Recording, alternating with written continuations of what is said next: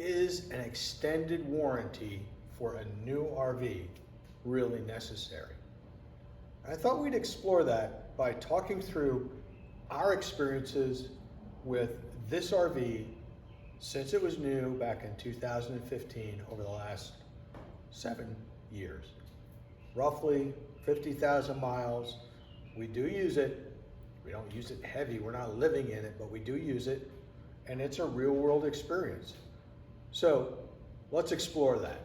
And then you can use that to figure out whether it's really worth paying all those thousands of dollars for that extended service warranty and what it might and might not cover. So let's establish a baseline here. A is a motorhome.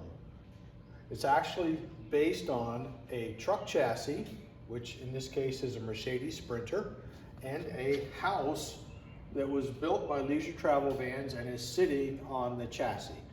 Often the RV manufacturer will warrant the RV house portion of it, and the manufacturer of the truck chassis will continue to warrant the truck chassis. So the Sprinter came with a factory warranty, and the house portion came with a factory warranty from the RV manufacturer. So we're dealing with two warranties here. When you're talking about an extended warranty on the RV, I assume, for the most part, that you're talking about the house portion of it, okay? So I'm just gonna net out the chassis side of this real fast. In the 7 years that we've owned this RV, I don't remember paying for any repair item on the chassis that wouldn't be considered normal maintenance, like new tires, change the oil, change filters, things like that. Anything that was truly broken or dysfunctional was covered by Mercedes. As a matter of fact, recalls, covered most of that. So I honestly don't remember having anything that actually was broken that I needed to pay for out of pocket, all right? And I'm sure we're past the warranty at this point. Now, I'm gonna show you everything that went wrong with the RV portion of it. Even though this was made by Leisure Travel Vans, the kind of things that go wrong here could go wrong in other RVs as well, and vice versa. So I don't think the manufacturer is necessarily the thing to be focused on here. I think it's more the kinds of things that can go wrong, all right? And remember, this is kind of a house. It has electrical systems, it has plumbing systems, it has heating, it has cooling. There are mechanical items, there are electronic items, entertainment things. There's furniture, there's flooring, windows, right? It's kind of like a house. So let's talk about what really did go wrong and what we did when those things went wrong. And where I can, I'll tell you what it costs to get them fixed. By the way, if you find these videos helpful, please like or subscribe to the video, because that helps inspire us to make more videos for you.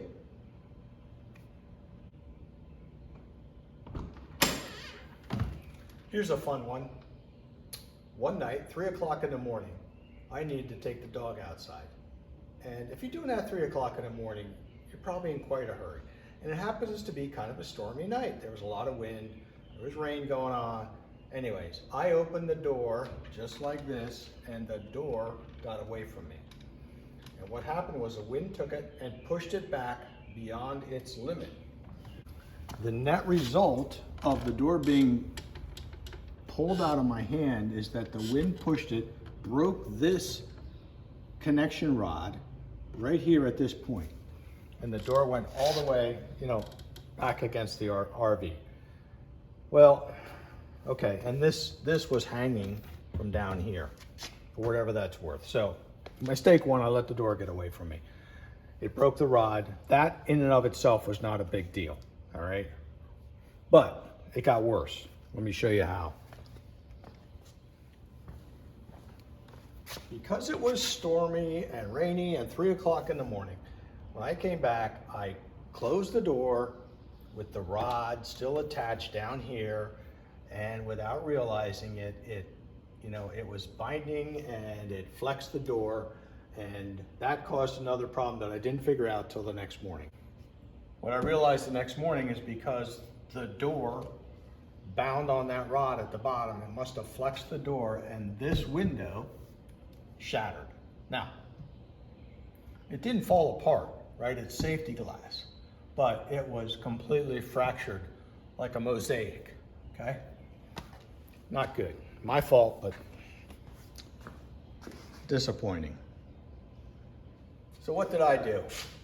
Well, certainly I removed that rod from the bottom. It turned out that all I needed was a small screwdriver to do that. So now the door would open and close without binding. Window obviously was shattered, but the door worked. I could open it, I could close it. Yes, there was no longer a limit here, but you know, that was something that you could simply be careful of. And by the way, this happened while we were on trip.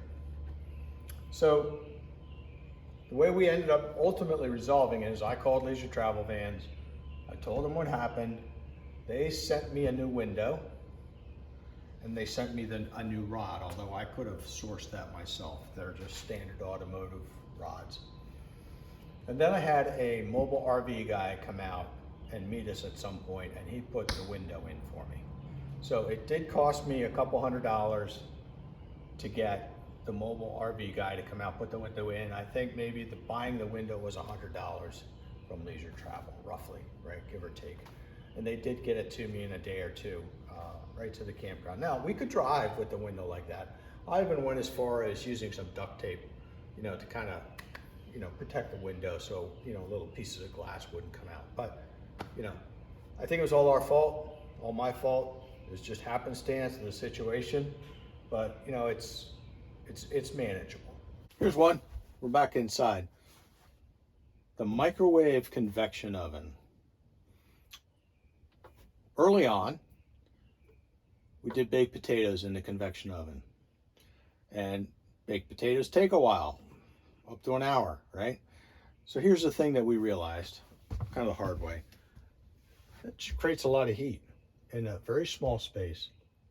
And, you know, I knew there was a lot of heat up here. I had this open, we had a fan running. And you know, it cooked the baked potatoes. But then when we're done making the baked potatoes, we had another dish that needed to be microwaved. So, you know, in goes the dish, turn on the microwave, and bing, bang, boom, the oven's no longer working, meaning the whole unit kind of failed. So, is that our fault? I don't know. But I think the excess heat certainly set up a situation where, you know, something went wrong. So, microwave's no longer working. Fortunately, we're under warranty. You know, I call Leisure Travel, tell them, you know, I got a microwave, it's not working. No problem, we'll send you a new one. I had them send it home, to my home. We got there, microwave waiting for us. All you have to do is take 4 screws out of here, pull it out, unplug it, put the new one in, put the 4 screws back. End of job. So, yeah, we didn't have a microwave the rest of the trip, but, you know, we survived. And, you know, did we need somebody to install that? No, we really didn't. Not a big deal. Also a lesson learned. Welcome to the macerator toilet. We have a twin bed unit. That means we end up with a macerator toilet. So be it. Nothing wrong with that. Generally, it works flawlessly. There are 2 things that happen that, you know, can be an issue. The first one is, at times, when you press the button to flush, it simply refuses to flush. Now, almost always, what's happened is something has gotten onto the sensor in the black tank that tells the toilet the black tank is too full. A way to solve it, we have a Sandy flush on this unit, is I run some water through the Sandy flush to, you know, kind of flush the black tank, and then toilet's working again. There was one time when all of a sudden the toilet would not refill with water. No water going into the toilet. The macerator runs, it will empty the toilet, but no water. So, step 1, what do? Again, you're traveling, right? What we started to do was simply dump water into the toilet ourselves, you know. Just a big cup of water, fill it up, you know, appropriate time, you know, you put water in the toilet. So you can work around it. But eventually, the problem turned out to be there's a valve in here, electronic valve of some type, that handles the water management, and that had failed. So that is something that I went to the dealer to have them deal with. That was no longer covered under warranty, and I think it probably cost a few hundred, $300-400 maybe, to get that fixed. I think the biggest deal was they had to wait for the part that they needed, but it wasn't something that I was going to try to handle. It's very tight in there, beyond my pay grade, as I like to say. Let's talk about the sink. Now, I know this is a common problem that people have run into. The sink came loose from the countertop. This happened, I'll say within a few years of the unit. And, we may have contributed to this a bit, but we had a habit of keeping things in here, even when we were traveling, which obviously puts weight in it. Probably not the best idea. But the sink comes loose, and it might come loose in one place, two places, but it may start to sag or whatever. It's kind of nerve-wracking. So there were basically two things that happened.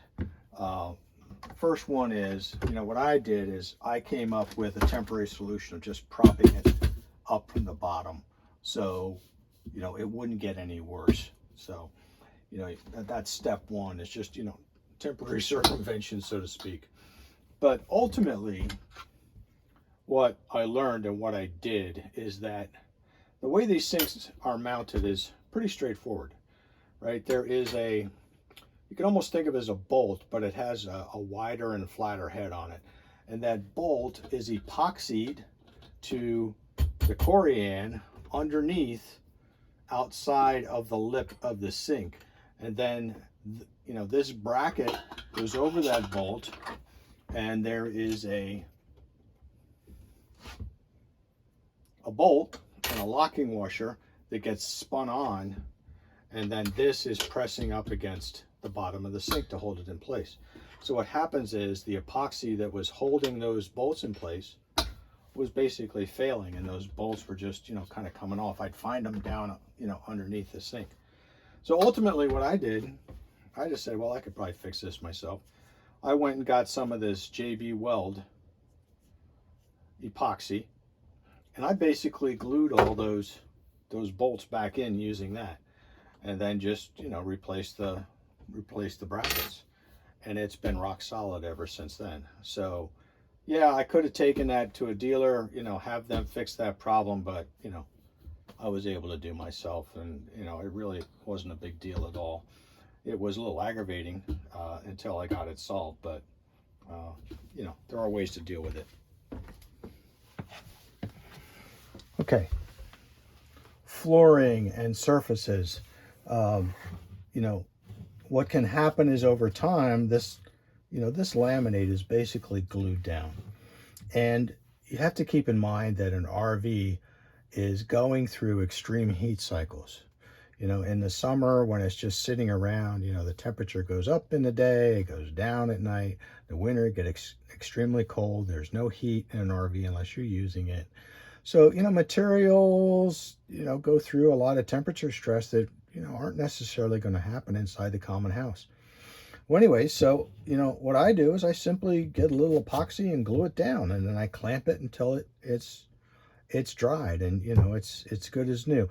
I know some people have problems around their shower. They get a little bit of water that might accumulate and get under the flooring, and it can start to bubble or separate. But again, that can just be re-glued for those kind of things to be fixed.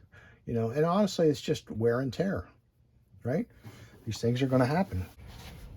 Hot water heater. It is possible to burn out your electric heating element in this by not properly ensuring that the water heater is full of water when you dewinterize before you flip on the switch for the electric water element. How do I know that? Because I did it twice. Both times it didn't take me long to figure out what I did wrong. I can fix it, right? Requires a go out, grab a new heating element, which is available any home improvement store. Do a little bit of light electrical, swap it in there, you're done, but it's aggravating. The other thing to know is you do have a backup plan, because if you have a standard water heater like we do, you can also run off of gas and it will still work off of gas. So yeah, but otherwise the water heater has been flawless.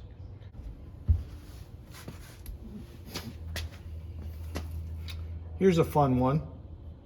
Yes, I did pull out of this very building with this still connected, and it did not end well. Basically, when it reached the limits here, what happened was this broke off here. This plastic rim got torn off of this outlet. This, for the most part, survived. So my cord still looks no worse for wear, but the outlet had lost this rim that you screw onto. Now I could still connect, I could still get power, but you know, it wasn't right.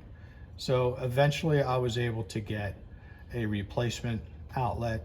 I actually put that on myself. You know, if you're not afraid of a little bit of light electrical work, you know, you can certainly do it yourself. There's just 4 mounting screws here, and you know, it's pretty straightforward.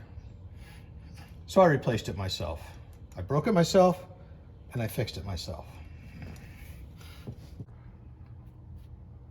All right, this next one is a little hard to show, but I'm back in the wet bay. And at some point I had trouble with my water. I don't remember exactly what the symptom was. Maybe I couldn't fill my tank, or, you know, something like that. It turned out that the problem was this valve. And I believe that what actually happened was, when I was winterizing, and I blow air through the system, when I was winterizing, I hadn't, you know, kind of done the switch of that. You just heard the pump come on because I went to tank fill only.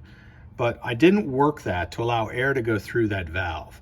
And I think there was water in there, and it broke the valve. At the time, that was a plastic valve. They replaced it with a metal valve. Now, I couldn't do this myself. That was way beyond my ability to handle that. So that was something that went to the dealer, and they sorted that out for me. But, you know, again, lesson learned. When I winterize, I always kind of work that when I have the compressor turned on and I'm pushing air through the system. So again, another self-inflicted wound. You can't forget to talk about the awning, because the awning has its own challenges. First of all, be careful with the awning and wind. I learned through experience that you do not want your awning deployed under any kind of, you know, overly breezy conditions, let's put it that way. So you save yourself a lot of headaches by not having it out when it's too windy. The second thing is, for our awning, there are times when it will not want to open. And what I do,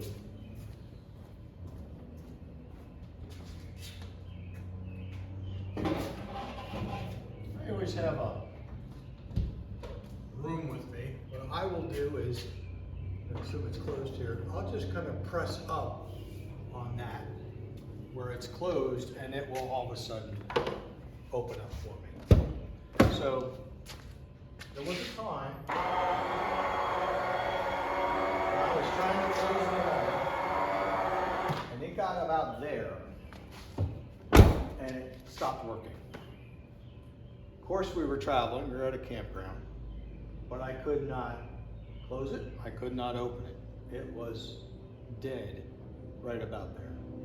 Now, I did some research. You know, I realized that there was probably, or I'm pretty sure there was a way that if I had a proper socket wrench and I could access it, that I could get up there and potentially close it manually. Well, I didn't have either of those things. So I ended up calling a mobile RV repairman who did come out. He looked it over. He did get it closed, but he determined he couldn't fix it. Whatever was wrong, he couldn't fix it, which was fine. The important thing is we had it closed and we could travel again. Ultimately, it went back to the dealer. You know, they worked with Carefree. It took a little bit of time, but what they finally determined is the motor was bad. They replaced the motor. Since then, it's been fine. And at this point, you know, while I'm a little nervous about using it, what I've learned is you need to use it, right? You need to open it, close it, you know, keep it clean. You can't just ignore it. So, you know, we do use it, and it's been working fine. So, but, you know, we did have problems with it. So, now we've covered everything that went wrong for us with this RV in the last 7 years. I would just say rough and tough, you know, out of pocket to get things fixed. We're talking about maybe $2,000 on the house side of this RV. So if it was only about $2,000, would that have really made an extended warranty really worthwhile? And if so, how many of those items that we talked about would that extended warranty have actually covered? I don't know. You know, I'm not an extended warranty kind of guy. You have to make your own decisions and your own evaluations because, you know, I don't know. But my guess is I would not feel like buying an extended warranty back in 2015 had been a good investment for us, given what we went through. And I don't know how long they last. So you can make your own decision. Hope you found that useful. Have a nice day.